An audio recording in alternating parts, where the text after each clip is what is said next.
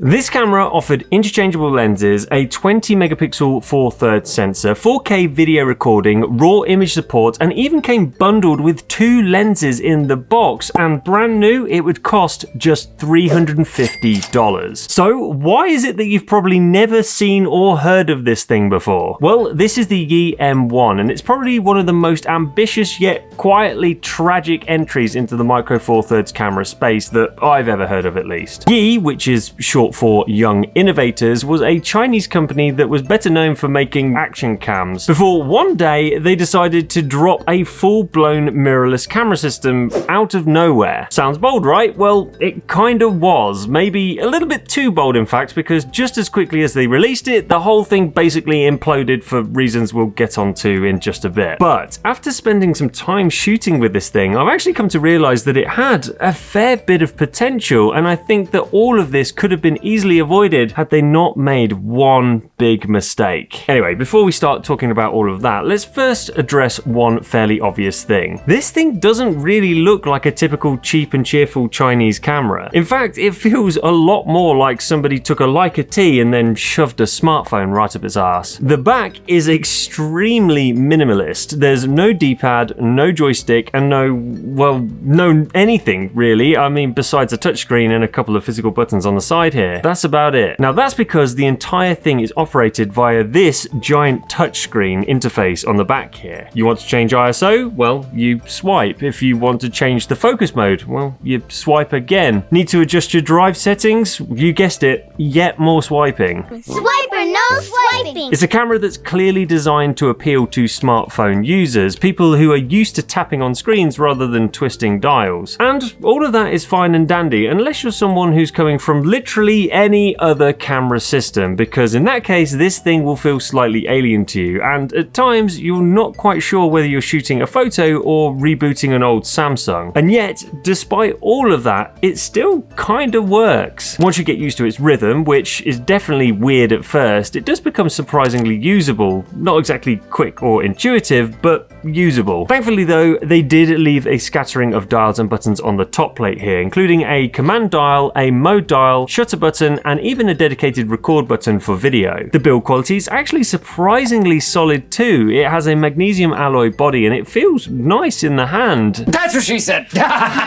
And whilst it's not a tank, it still doesn't feel cheap and plasticky either. The grip is shallow but very comfortable, and is light, very light in fact, which makes it very easy to carry around all day without having to think about it too much. And for something that retailed for just $350, it's really not all that bad to look at either. It's kind of like an anti-Leica in a way. It has a sleek minimalist design, a red square rather than a dot. And the price tag doesn't require you to start an OnlyFans account selling feet pictures just to stand a chance at ever being able to afford one of these things. Not that I've ever adopted that business strategy.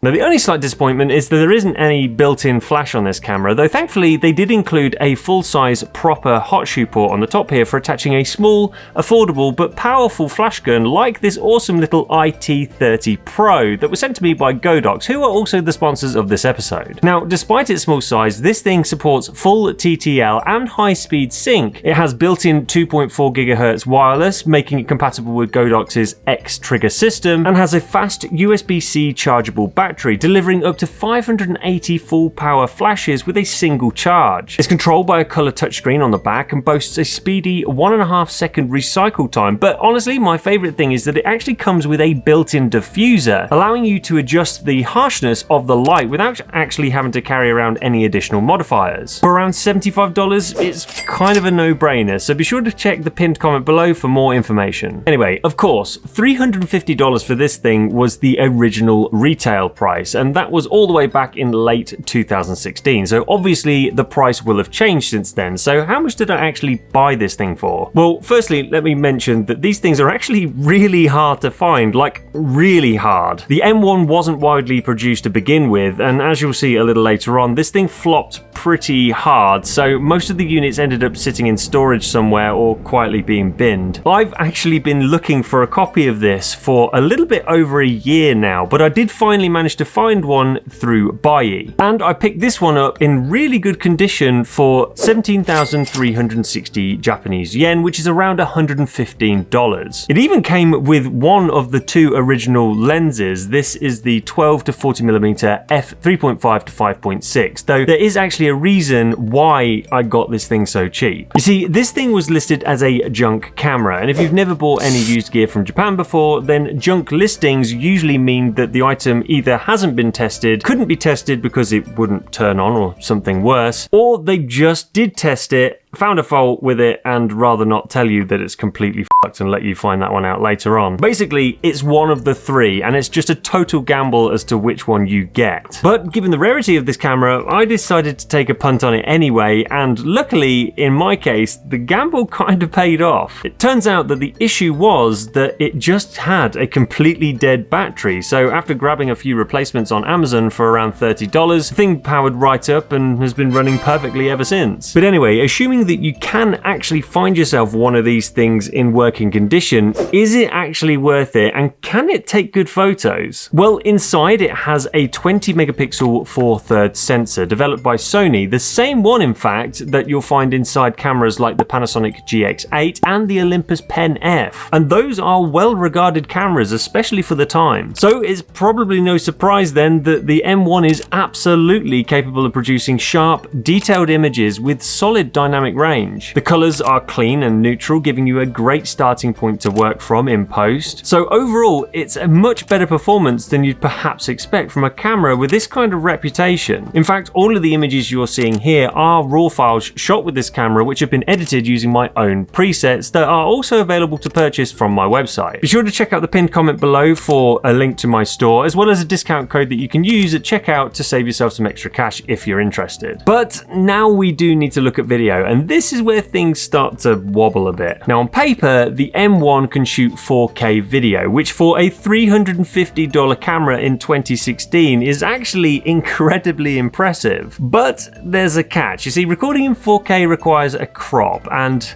a pretty noticeable one. Now I can't find any specific specs that confirm by how much it crops in when shooting in 4K, but to my eye it appears to be somewhere around the 50% mark, which when you consider that the 4/3 sensor has a crop factor of 2 times to start with this additional crop, things do get very tight very quickly. You are tight like a tiger! Plus, there's no IBIS on this camera either, and the electronic stabilization that it says it has practically no effect on the footage. So expect your shots to look more shaky than a tweaking junkie unless you're going to use a tripod or a gimbal. Now whilst the footage itself is actually sharp enough, dynamic range is pretty limited and there's a decent amount of rolling shutter if you pan too quickly. But we're not quite done complaining there, because the autofocus is also limited to a single point focus, and that's it. So no continuous tracking, no face detect, you simply tap on the screen to focus and that's about your lot. So yeah, technically it does capture 4K, but realistically you are not going to want to rely on this thing for anything other than a bit of casual B-roll. Now after completely dragging this through the dirt, in fairness, given the low price tag, I think a lot of those limitations are somewhat acceptable, and given that the build, handling and image quality for stills are actually pretty good, you might be wondering what went so wrong for this camera. Well, the main issue I believe boils down to terrible timing. The camera launched in 2016 and from the jump it was pretty clear to most that it just wasn't ready for release. The biggest complaint was with the autofocus system, which at launch was absolutely terrible. It constantly hunted, it missed shots and just couldn't be trusted in low light. Face detection was laughable and the continuous AF was basically non-existent. On top of all of that, most people found the UI clunky and slightly annoying. It just wasn't something that actual photographers could get on board with. Whilst the low price was a huge selling point that pricked up the ears of most at first, it soon became clear that that low price came with a long list of compromises too. The camera had no customization options, no focus peaking, no zebras, there was no built-in flash, no EVF, the screen is fixed in place, so no chance of waist level shooting, which upset street photographers, no mic or headphone ports, no IBIS, and the battery life was piss poor too. That's it.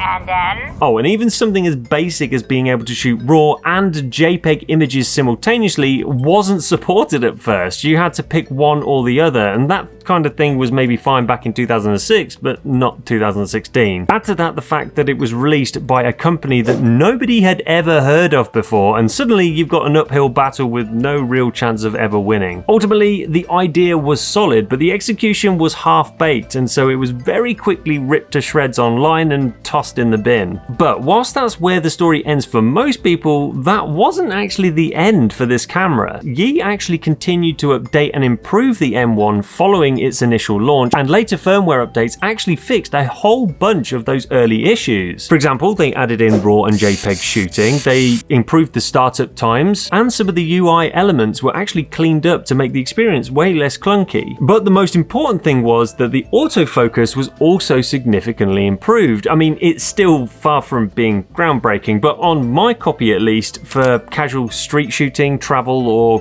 capturing static scenes, it does actually work, and I've really not had any issues at all nailing the focus so long as I work within its limits. But sadly, it seems all of this was just too little, too late. The negative press was overwhelming, and the M1 never managed to gain any real traction after that. And that meant it was quietly discontinued not long after launch, and Yi never made a successor. The M1 was their first and last attempt at a mirrorless camera, and honestly, I think that kinda sucks. If they had just waited just a little bit longer and launched this camera in the state that it's in now, post firmware updates and all of that, I think the media response would have been way different. Sure, this thing was never going to cause people to blow their load immediately. Very few brands ever get it perfect straight out of the gate. But if the narrative had been one of cautious optimism rather than what the fucking hell is this shit, then maybe Yi could have found a footing in the budget mirrorless camera market. But then again, apparently I'm someone who collects failed tech like they're Pokemon cards or something, so what do I know? Don't worry, buddy. Someday you'll be worth something.